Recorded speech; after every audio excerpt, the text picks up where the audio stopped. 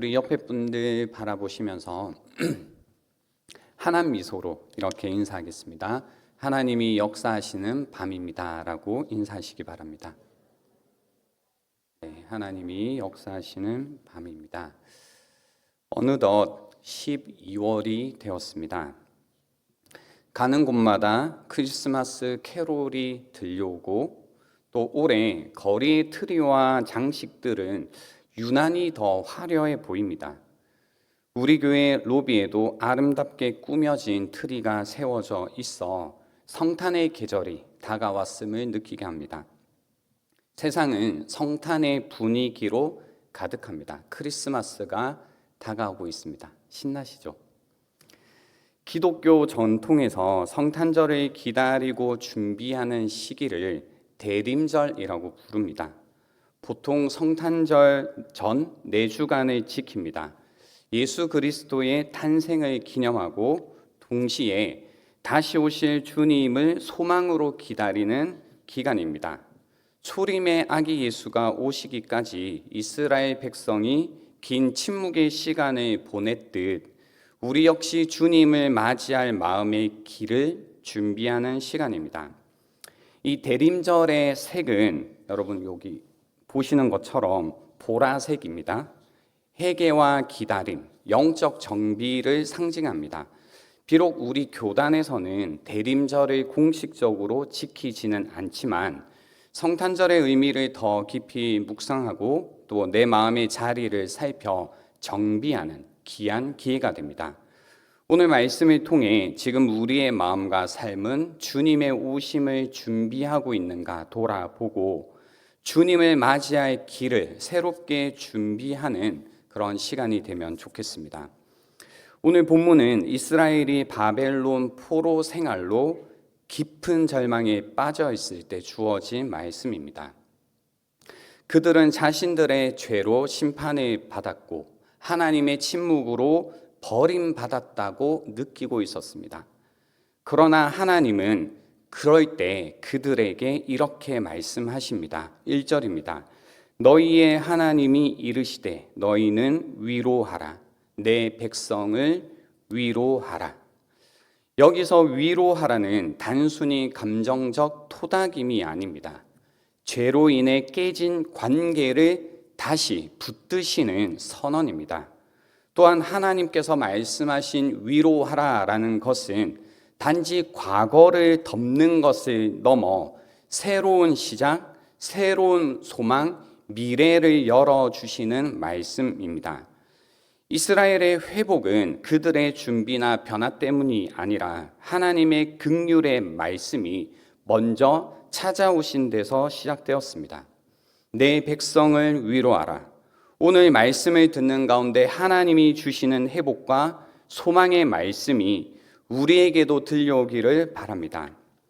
하나님의 이 위로는 어디에서 시작될까요? 3절을 한번 보시겠습니다. 외치는 자의 소리여 이르되 너희는 광야에서 여호와의 길을 예비하라. 사막에서 우리 하나님의 대로를 평탄하게 하라라고 하십니다. 하나님의 위로는 광야에서 사막에서 시작됩니다.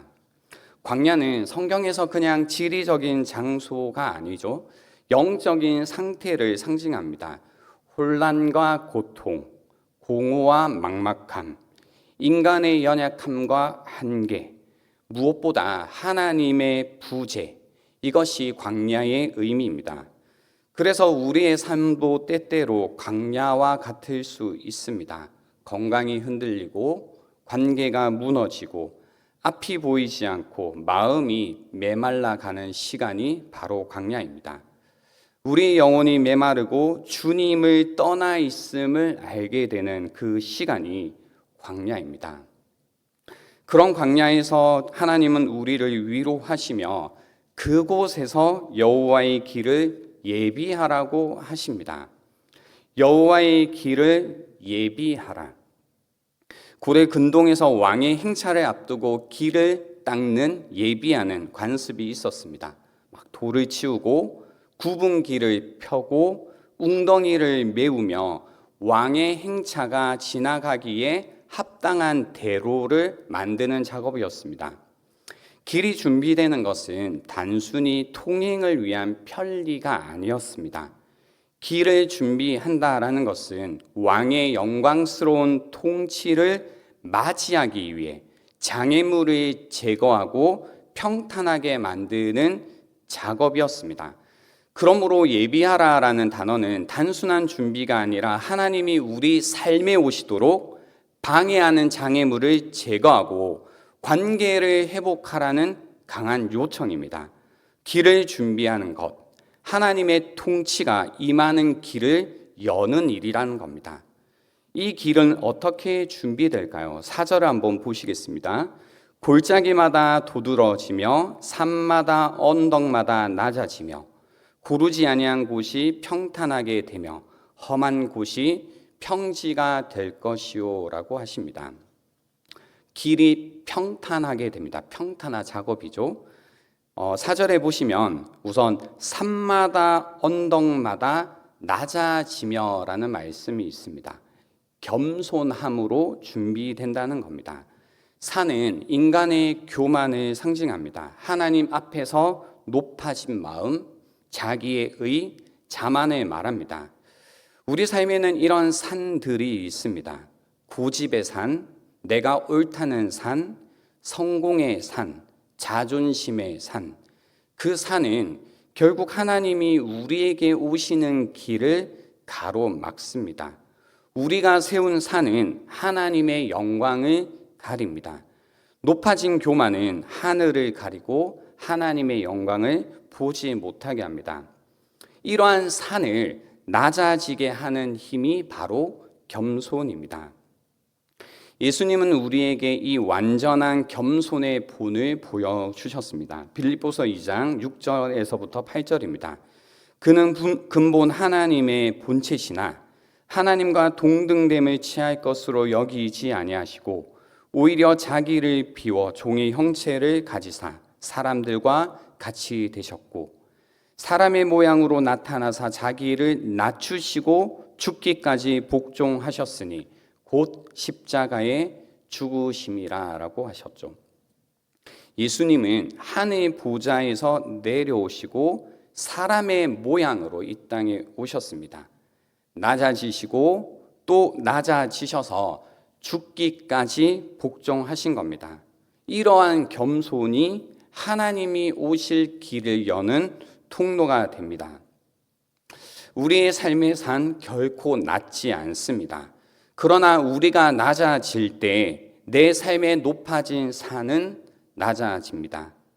자신이 낮아지는 일은 고통스러울 수 있습니다. 그러나 그 산이 깎일 때에 비로소 하나님이 내 삶을 다스리시는 그 길이 열립니다. 새로운 가능성을 여는 길이 그때 열린다는 겁니다. 지금 우리는 하나님과 나 사이를 가로막고 있는 산이 무엇인지를 한번 살펴봐야 될 겁니다. 두 번째는 이 길을 준비할 때 평탄하게 하는 작업 두 번째는요. 골짜기마다 도드러지며 라고 합니다. 골짜기마다 도드러지며 은혜입니다. 은혜. 골짜기는 우리 안에 상처와 절망을 의미합니다. 실패의 경험, 상처의 흔적, 외로움, 깨어짐. 이런 인생의 골짜기는 누구에게나 있습니다. 성도라고 예외는 아닙니다. 우리의 마음에는 보이지 않는 골짜기가 있습니다. 실패와 상처로 생겨난 깊은 골짜기입니다. 사실 보이고 싶지 않은 골짜기입니다. 그러나 하나님은 바로 그 깊은 골짜기로 손을 뻗으십니다. 그리고 우리의 손을 잡아주십니다. 시편 40편 2절에 이렇게 말씀하십니다. 나를 기가 막힐 웅덩이와 수렁에서 끌어올리시고 주님은 우리의 가장 깊은 자리에서 일하십니다. 하나님은 우리의 영혼을 만지시고 우리의 아픈 상처를 싸매어 주십니다. 골짜기가 메워진다라는 것은 하나님이 우리의 이러한 균열을 깨어짐을 은혜로 채우신다라는 뜻입니다. 우리는 이러한 하나님의 은혜가 필요합니다. 성탄의 은혜는 완전한 사람에게 오는 것이 아닙니다. 깨어진 사람에게 오는 것입니다. 낮은 곳에 있는 사람에게 임합니다. 그 은혜를 구하면 낮은 곳으로 오신 예수님께서 그 골짜기 낮은 곳에 있는 우리를 만나러 오신다라는 겁니다. 세 번째는요, 평탄하게 하는 작업 4절을 보시면 고르지 아니한 곳이 평탄하게 되며 험한 곳이 평시가 될 것이요라고 하십니다. 험한 곳, 평탄하지 않은 곳입니다. 이런 험한 곳은 우리의 불안정한 영적 상태입니다.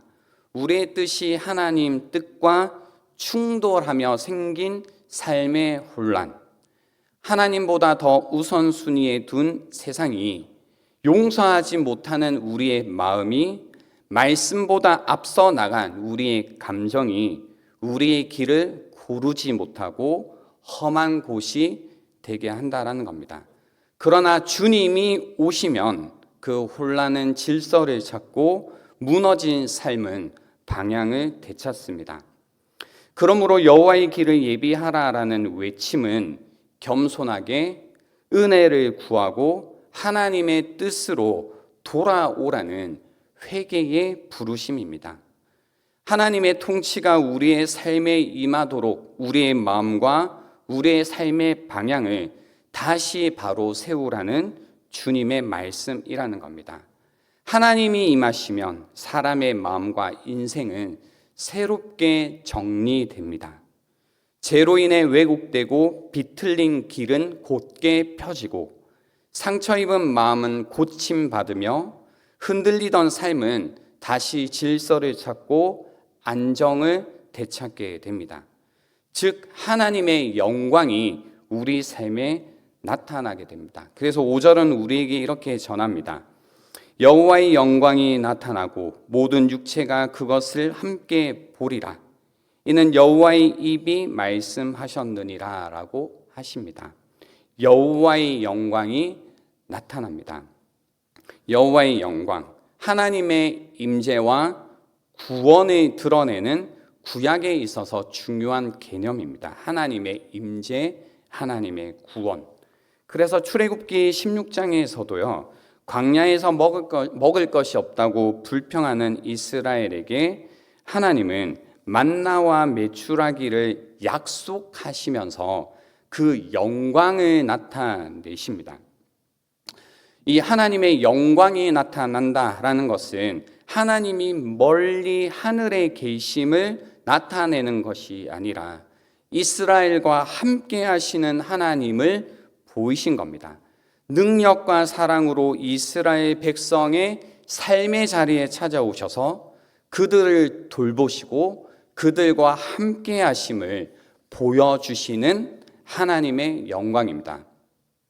그러므로 예수님의 오심은 하나님의 영광이 육신을 입고 이 땅에 나타난 사건입니다. 대림절은 단순히 기다림의 시간이 아니라 이 하나님의 영광을 소망하는 시간입니다. 하나님의 임재와 하나님의 구원이 다시 우리 삶 가운데 드러나기를 소망하는 시간이라는 겁니다.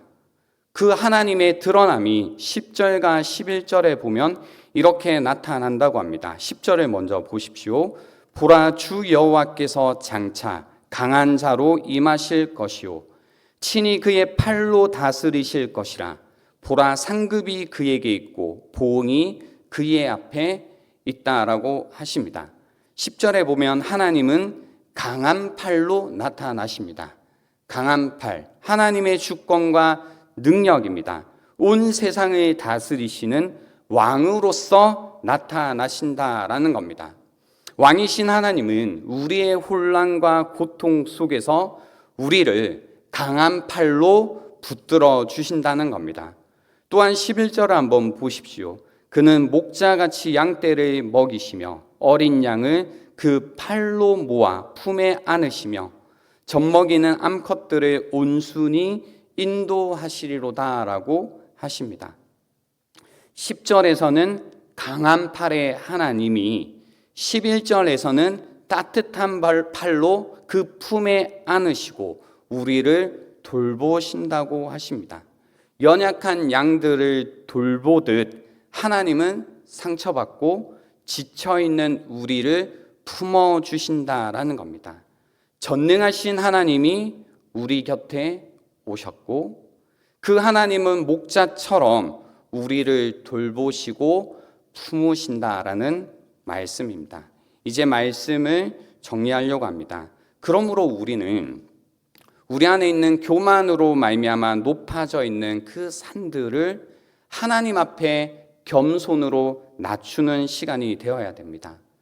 우리의 상처와 우리의 과거로 깊어진 골짜기를 하나님의 은혜를 구하는 시간이 되고 우리의 죄로 굽어진 길을 하나님 앞에 회개로 준비할 때 우리의 삶에 하나님의 영광이 나타날 겁니다. 하나님의 강한 팔로 다시 한번 우리의 연약한 삶을 붙들어 주시고 하나님의 그 품으로 우리를 품어 주시는 시간이 될 겁니다. 하나님은 우리와 함께 하시고 우리를 돌보시며 우리에게 새로운 길을 여시겠다라는 그 위로를 우리에게 지금도 전하고 계십니다. 올해 성탄절을 기다리며 그 어느 때보다 깊은 회개와 이러한 마음의 준비로 하나님의 영광을, 하나님의 임재와 하나님의 구원을 깊이 경험하시는 시간이 되기를 바랍니다.